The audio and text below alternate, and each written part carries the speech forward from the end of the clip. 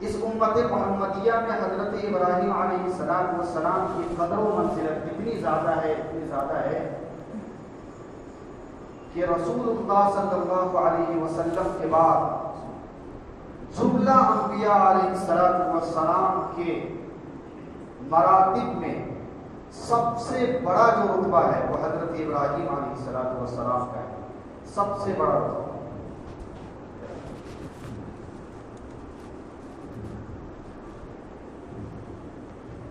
چنانچہ کفار و مشرکین اس زمانے میں حضرت ابراہیم علیہ السلام کے نسب پر فخر کیا کرتے تھے۔ آج جو یہود و نصارہ آپ کو نظر آ رہے ہیں ان کا تعلق بھی وہیں سے ہے۔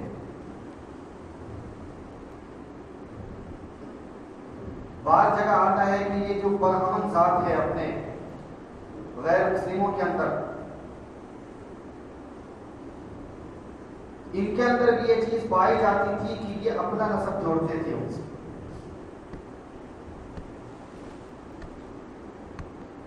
یہ ایسی معقول شخصیت ہے کہ اس امت محمدیہ میں ہر انسان اس کا مشاہدہ کرتا ہے، ہر انسان۔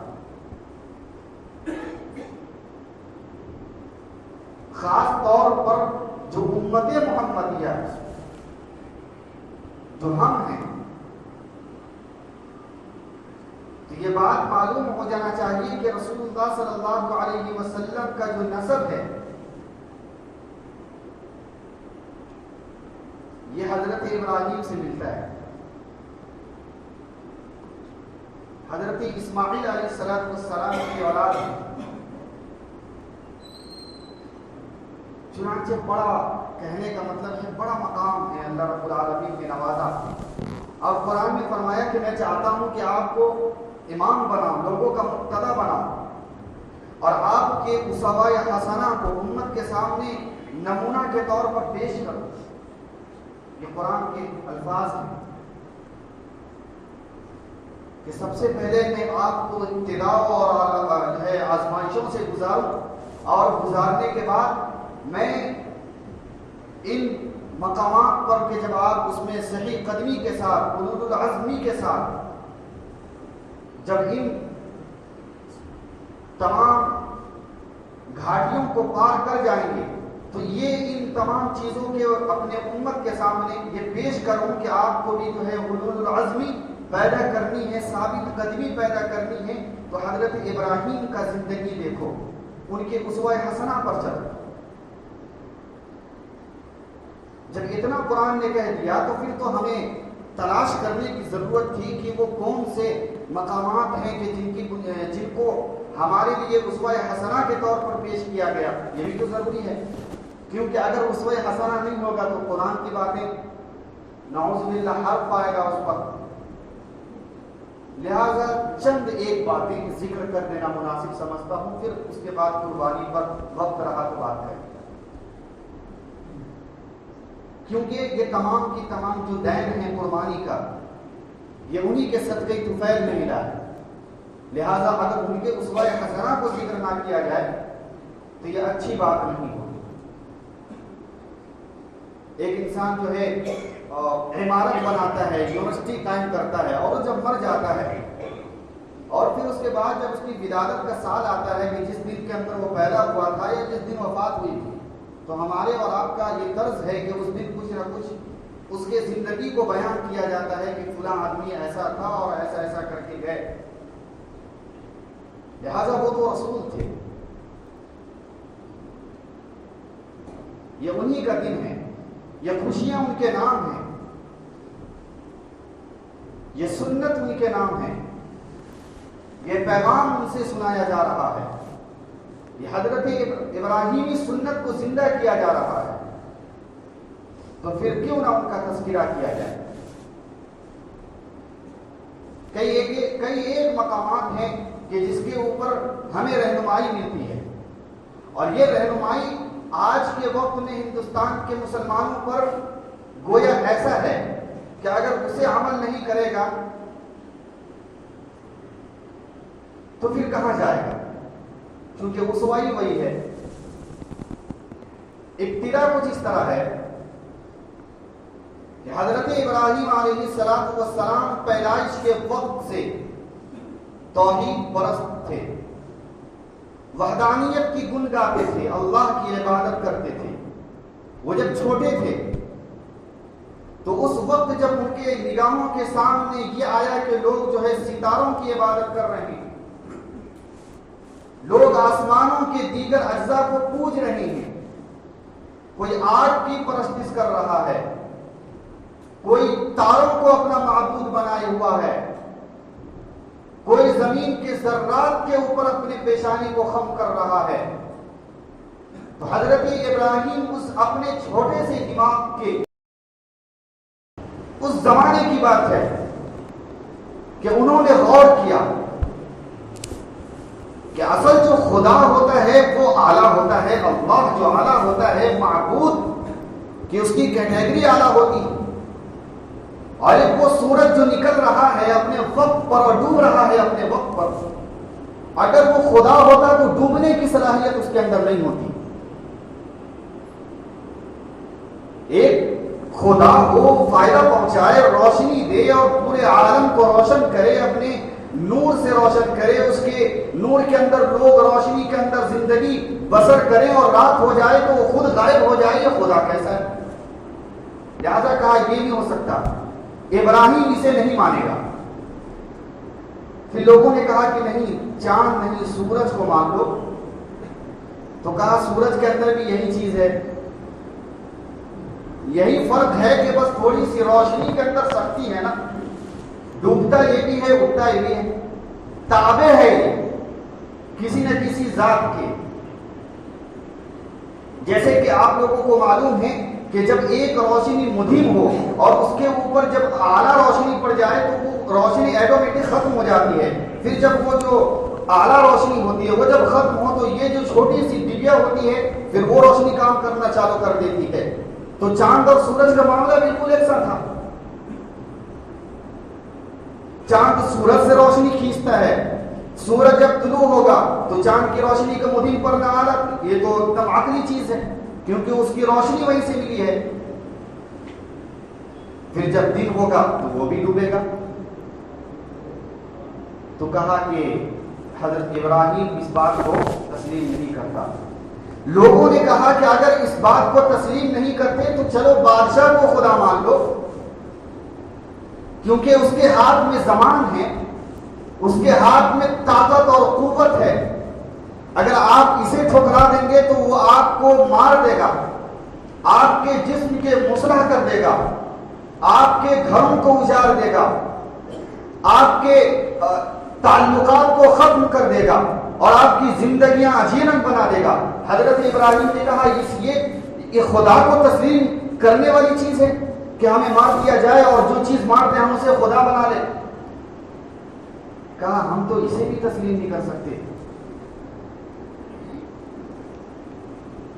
تو پیدائش ان کی نشو نما رب نے توحید پرستار کے طور پہ پیدا کیا تھا، لیکن پیدا ایسی قوم کے اندر کر دیا جو کفر ہی کفر تھا، ظلم ہی ظلم تھا، جبر ہی جبر تھا، اندھیرا ہی اندھیرا تھا، کوئی ٹمٹماتی روشنی بھی نہیں تھی، نہ اس کے والد ان کے ساتھ تھے، نہ کوئی بھائی ان کے ساتھ تھا، جہاں جہاں ان کی نظریں اٹھتی تھی مخالف، بالکل سکھ ہی بدلا ہوا تھا، کوئی ساتھ دینے والا نہیں۔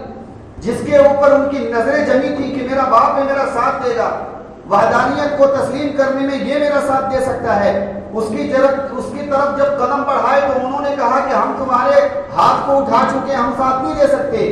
کیوں کہ بادشاہ اگر اسے معلوم چل جائے گا تو وہ میری بھی خیر نہیں ہے، تمہاری کیا میں رکشا کر سکتا ہوں۔ لہٰذا یہ المناک دور کے اندر پیدا کیے گئے۔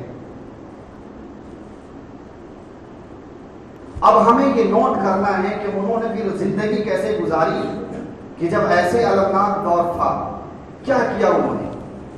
کیا توحید کی آواز کو روک لیے تھے؟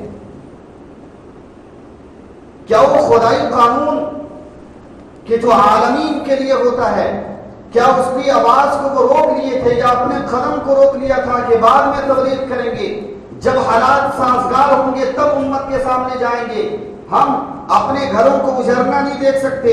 سب سے پہلے اپنا ملک، بعد میں اپنا دین. جیسے آج نعرہ لگا رہے ہیں بعض لوگ، میں نام تو نہیں لے سکتا، آپ اگر جانتے ہو تو سمجھ جائیے گا. نعرہ لگ رہا ہے پہلے ہندوستان بعد میں ملت، پہلے ملک بعد میں ملت، یہ نعرہ لگ رہے ہیں.